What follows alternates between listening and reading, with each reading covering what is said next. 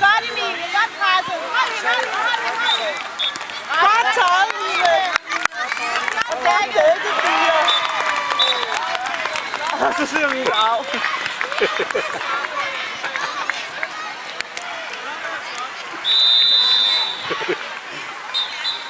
Er du okay?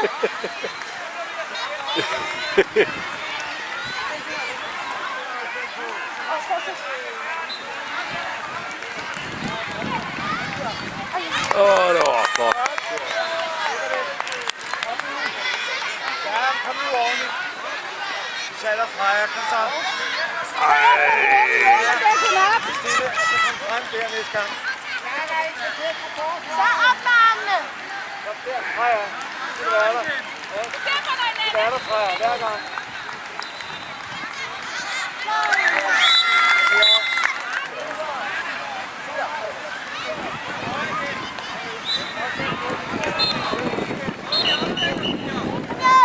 Hurtigt hjem.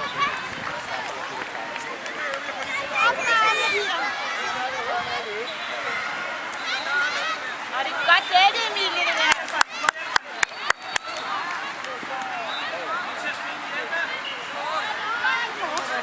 Klar, Freja. Du kommer igen der, ikke? Ja, det er der.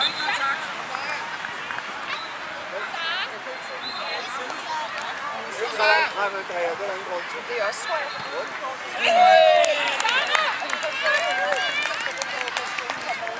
Fremad igen.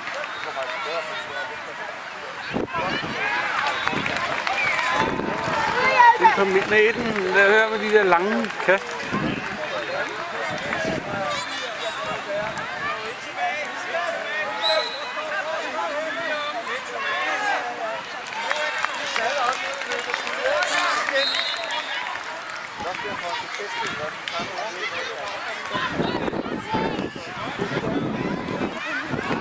Det er jo det, der er problemet, det er jo, at de ikke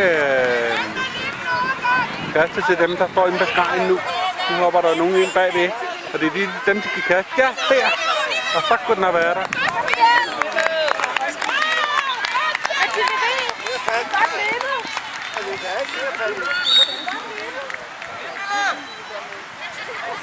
Kom med der! Op med jer! Op med jer! Hallo! Op.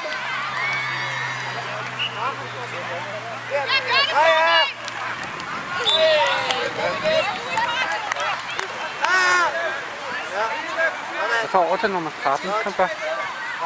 Ja, kom der. Ej, flot. Flot og fedt.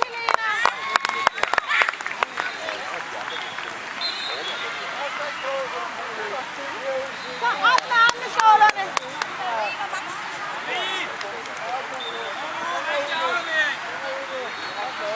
Hold hende. Godt.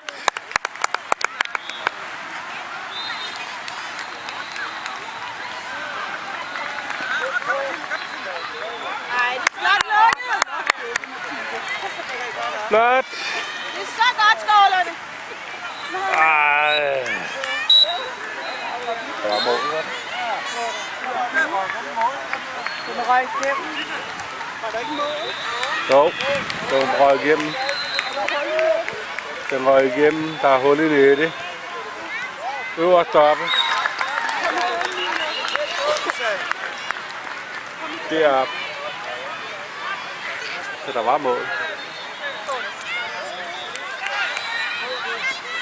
Det er godt, at de skal lære at spille meget bedre. De er hele holdet og spille, ikke også? Nej, øv. Og så sige, første gang vi egentlig har spillet sammen som sådan i hold som sådan. Kom igen.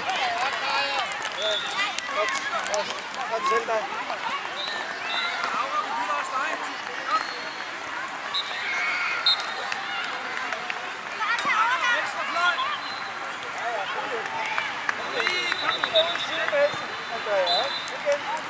Godt, sådan, Muller.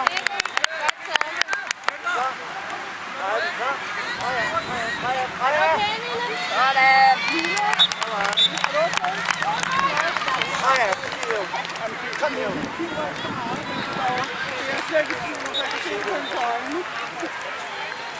Hun bliver bare læberne sammen, du.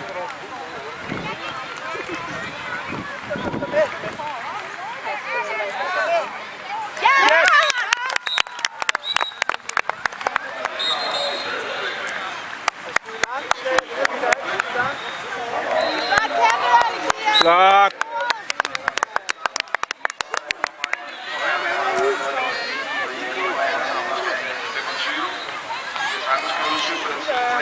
Godt dækket, Pia. Kom lige ud, skovlerne. Godt dækket. Godt dækket, Emilie.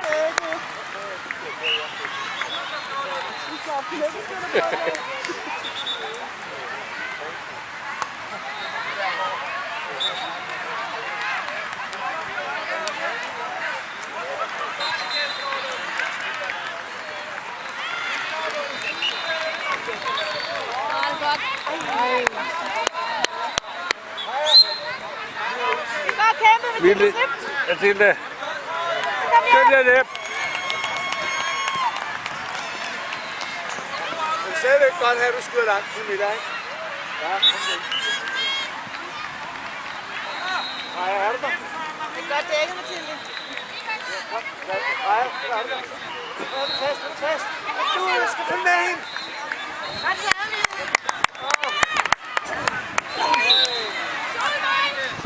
Hej, ja. Det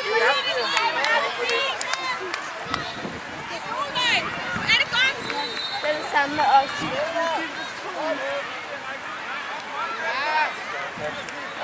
Fortsæt.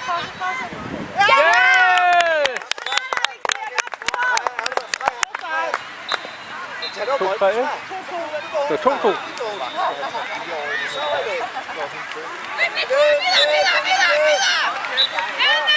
Godt hjulpet, Asja. Godt hjulpet, Asja. Ja! Flot. Godt, Mulla.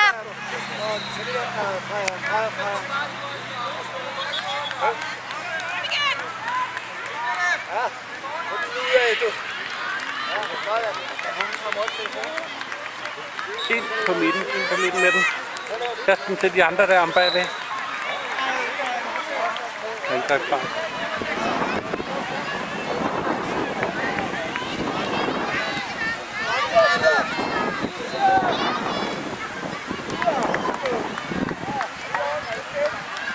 Op med armen i skovlerne. Det er godt dækket, Helena.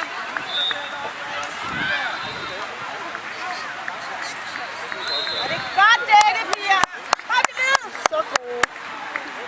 Kom lige ved skovlerne. Hold ind. Det er så flot dækket. Kom så, ja. Ej, hvor dækker I godt op, Pia. Kom lige ned. Godt, det er til Karen i dag. Ja. Hold ind. Men de kan døen med lære den der med at kaste ind til...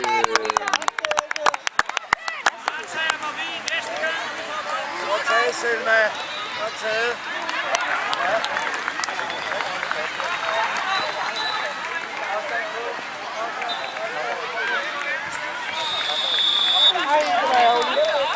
Det var dejligt, hvis den røg mellem benene. Det var meget tæt på. Ja.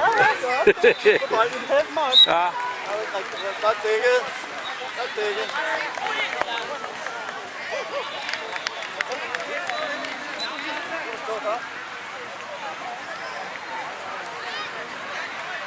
Ej.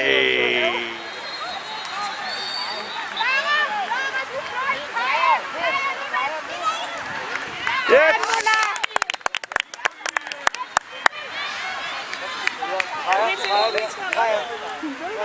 Skal ind og hjælpe.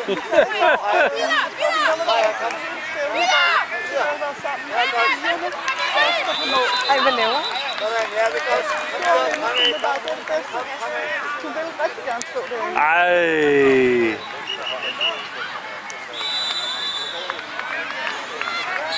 Jeg tror, hun går af. Nej, det er det ikke. Men hun vil gerne. Det er det vigtigste. Så må du godt i løb. Så kan hun heller ikke løbe så meget. Så må Selvfølgelig gør vi det. Op med armene! Ej, det kan op! Det er godt, Dækken. Ej! Ja, sådan, kom der! Ej!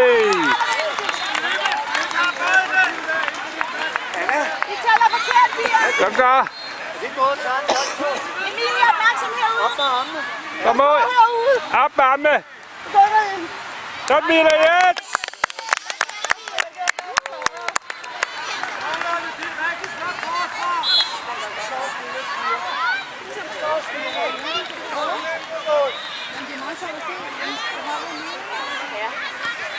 Ej, hvor jeg håber, de vinder den her kamp, så de lige får en sejr også. Ja, de spiller virkelig godt i dag. De er virkelig fortjent det. Ah, det var for mig. Op igen, Anna. Og så en med den, kom så. Har den fri der? Ud til Mathilde. Mathilde. Ej. Ej, jeg må bare... Åh, det er godt kæmpet, Mathilde. Kom hjem! Nat. Hjem! Nej. Så vender I og lægger op stålerne. Kom så, piger, dæk lige så godt op som før. I er så gode. Kom der. Kom der. Hold hende. Yes. Godt. Bare tag hende, dæk. Dæk op. Ja! Emilie, I er så godt dækket. Super.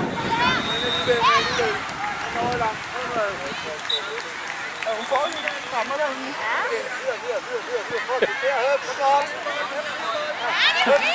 Og hun bliver vasket. Der er også Asja, så bolden op.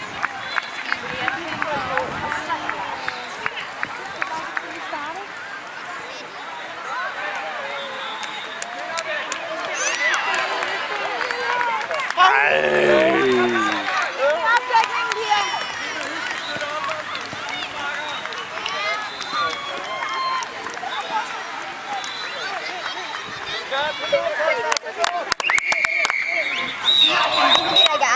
Så flot, piger. Sæt dig på det fart. Ja, det er Camilla. Ja, Hurtigt hjem. ja, Camilla. Ja, det kan I. Kom nu.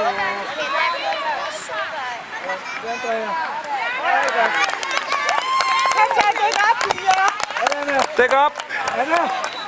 Lad det være, når du har taget. Anna. Lad det være, når du har taget, og så dugter. Fordi Job op, Mille. ja, så er det den bold. Afstand, afstand, afstand, Camilla. Afstand, ja. Ja, videre. Bare videre væk. Og videre. Videre. Ja, videre. Ind og dæk op. Ej, kom der. Angrebsgrad.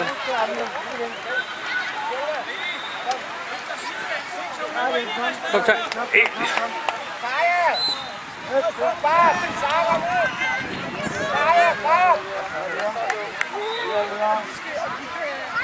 Rigtig gode. Alexia, det er jo hjælpetræner far og Mathilde.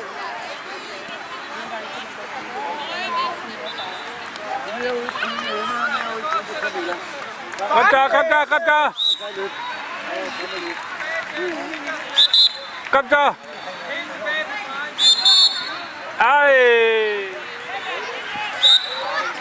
Yes.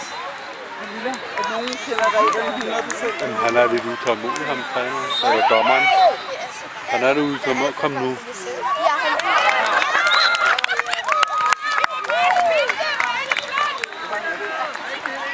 Det dækker jeg op.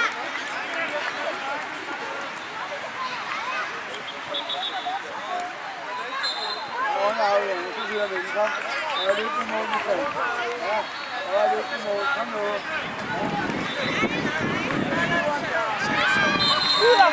Godt.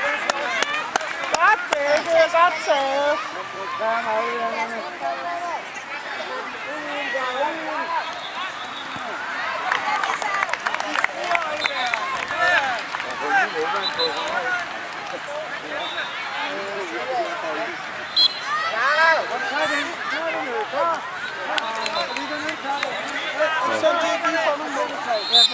Ja, det er sådan, at de ikke får banket den ind i. Ja.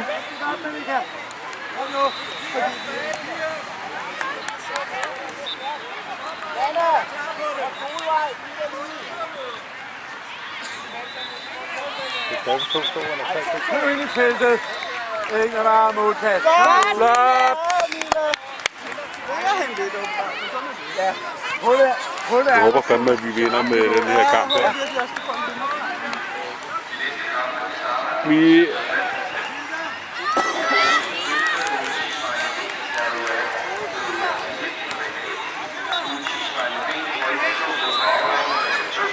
Op over 1. Nej, de skal i gang i den der hastighedsmåler der. Jeg går lige klar til det her. Jeg går lige den her vej herovre. Selv mig, ja.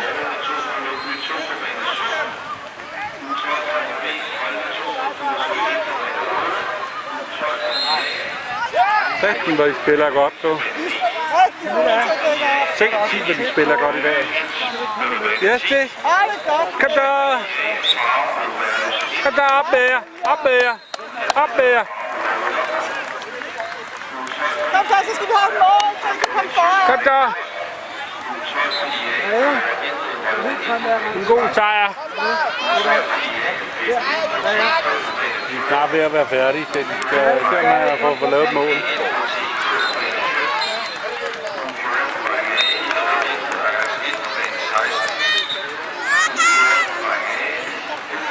Ej.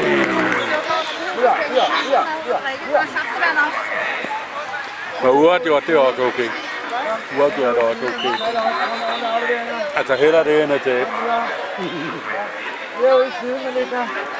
Ja, kom der!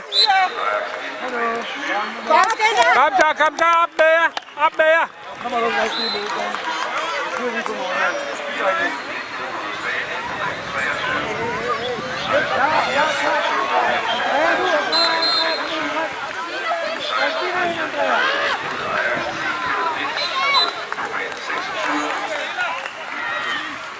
Kom så, piger, dæk hende op. Dæk op! Kom der! Ud med jer! Kom der! Yes! Ej!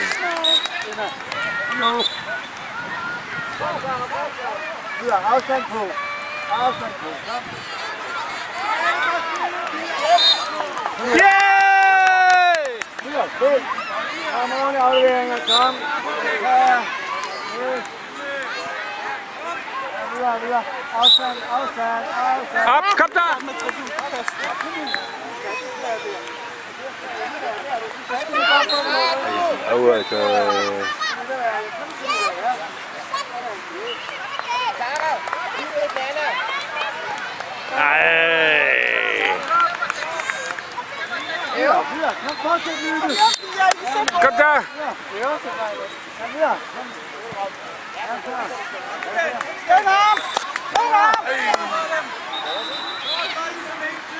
Kom der, Alicia! Kom der, Alicia!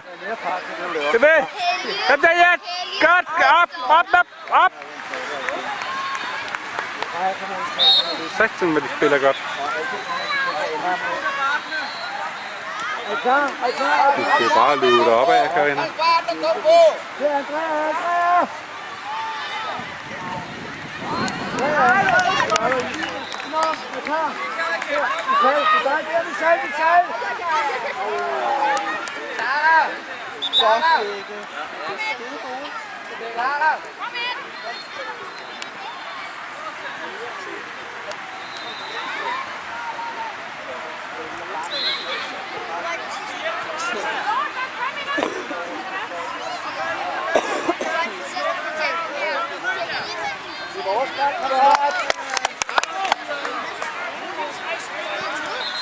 Kom. Kom så, hvis I får et mål, så vinder vi. Kom så. Kom så op og få et mål, så vi kan vinde. Men vi kan. Kom. Kom i mål.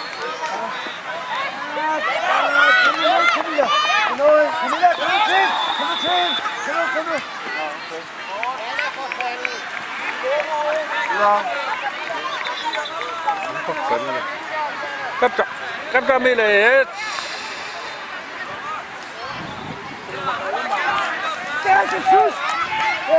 Nej, det er indianerhåndbold. Ja, tag det roligt. Tag det roligt. Tag det roligt. Tag det roligt. Tag det roligt. Tag det roligt. Ekvis, vi 2 bolde væk. Kom op. Og der kan du så tæt på, Camilla. Sæt dig over til de salser. Ej. Det er der frem til. Kunne den ikke bare gå igennem benene på hende? Ej, men vi vil jo gerne have et mål, ikke? Nej. Hvad satan da? Tag den så. Tag den bold. Kom så, tag den. Yes, det var Oscar. Og hjælpe os. Rigtig Freja skal være klar til at hjælpe. Og det er du også. Kom her. Kom her. Vi tager lidt til hinanden. Her, Camilla. Her, Camilla. Hold fast. Ja, det er ordentligt. Ja, det er ordentligt. Kom nu med en sejr. Kavndrejer. Kom så med en sejr. Ja. Hvor har du bare for tid? Selv der. Gå væk. Sådan, Anna. Venner har skyld for pokker. Ja, har du så. Nej.